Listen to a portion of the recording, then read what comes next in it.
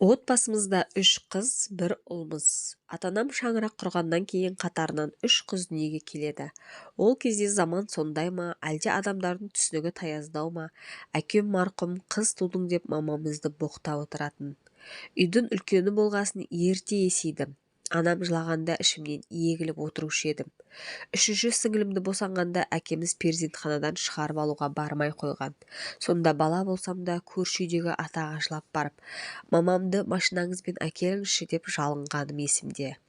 Ағайын атамыз, балаға тойынып қалдың ба, түс алды ма деп әкемді түйреп алдына салып анамды көлігімен әкеп берген еді. Төртінші перзентін 4 жылдан кейін көтерді. Онда да тағы қыз болып қалса не істеймін деп көрші жеңгеге жылап айтып беретін. Жылайтындай жөні бар, себебі әкеміз бізді адам ұрлы көрмеді. Bir жолы сіңілім сүтке нан турап ішіп отырып төгіп қойды. Сонда әкем төгілген нанды уысына салып, сіңілімнің басына жағып тастаған. Мені жұмсағанда шешеңді деп боқтап шақыратын. Мама, папамды тастап кетіп қалайықшы деп жылаған bir жолы. Қайда барамыз қызым, нағашыларыңның да жағдайы мәз емес қой деп мамам шерін тарқататын еді. Мамамыздың босанатын күні жақындаған сайын екі сіңілімді жаныма отырғызып қойып, қолдарыңды жайып, Құдайдан үміт тілеңдер деуші едім. Үйге ұл келсе, мамыражай заман орнайтындай қатты күттік. Шынында да Құдай тілеуімізді берді. Мамам ұлды боп, әкем думандатып, үйімізде ерекше бір жылулық орнады.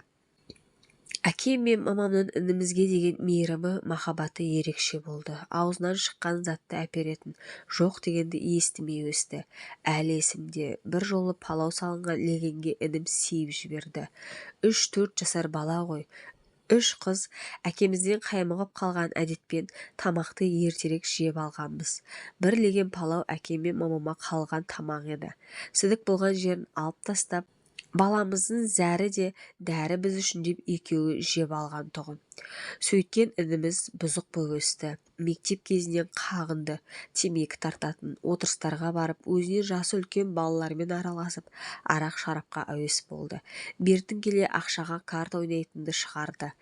Әкемнен сәл аяқ тартатын, ал мамамды адам құрлы көрмеді. Сендерге аналық махаббатымды толық бере алмағаным үшін кешіріңдер, Алла бақтарыңды ашсын деп мамамыз туған күндерімізде жылап батасын беретін. Сол кісінің дұғасымен 3 қыз грантқа оқуға түсіп, жақсы жерге тұрмысқа шықтық. Кіші сіңілім бөпелі болғанда мамамыз өмірден өтті. Жалғыз баламның тойын көре алмадым деп арманда кетті. Қайтыс болардан алдын әкелеріңе суық қарамаңдар. Ол түсінбесе сендер түсініп кешіре салыңдар деп аманаттаған еді. Жүрегі бірдеңені сезген екен. Інім Астанаға барып жұмыс істеймін деп кеткен күйі оралмады. Өзінен жасы үлкен бір әйелдің қолына кіріп алған. Онысы бір қыз туып берген. Сенің ауылыңа барып тұрмаймын депті. Содан әкеміз жалғыз қалды. Амалсыздан 3 қыз апта сайын барып, кірін жуып, тамағын істеп, монша жағып беріп қарадық. Ініңе хабарлас, елге қайтсын, болмаса мені қарттар үйіне тапсырыңдар, сендерге масыл болмаймын, деді әкем бір күні. Інімнің келмейтіні айдан анық, өздерің баға беріңдер, сендерге де әке ғой деп айтып қойған. Қарттар үйіне өткізе салсам ба деп көп ойландым. Түн баласы езіліп жылап алатынмын. Әкемнің 3 қызына адам ретінде қарамаған кезі есіме түсіп, менің де оны далаға қалдырғым келген кездер болды. Несін жасырайын. Бірақ дәтім жетпеді, жасай алмадым. Анамның аманаты есіме түсті. Күйеуіммен ақылдасып, әкемді қолыма алдым. 6 жыл менімен бірге өмір сүрді. Ет асып, көже істеп берген күндер кемсеңдеп жылайтын, сөйлесуге ұялатын. 2 сіңілім бала шағасымен келіп, көйлегін, шалбарын әкеп кигізгенде қыстығып көзіне жас толып қалатын. Үшеуміз оған бар мейірім махаббатымызды бердік. Әкемнің жаназасына інім келіп үлгермеді. Топырақ салуға жарамады. Әкем ұялған күйі бізден қайта-қайта кешірім сұрай өмірден өтті. Шешеңнің де боқтаған күндеріне өкінген шығар, тағдырының қандай сый дайындап тұрғанын қайдан білсін. Біздің оқиға бүкіл ауылға, ағайын туысқа аңыз болды.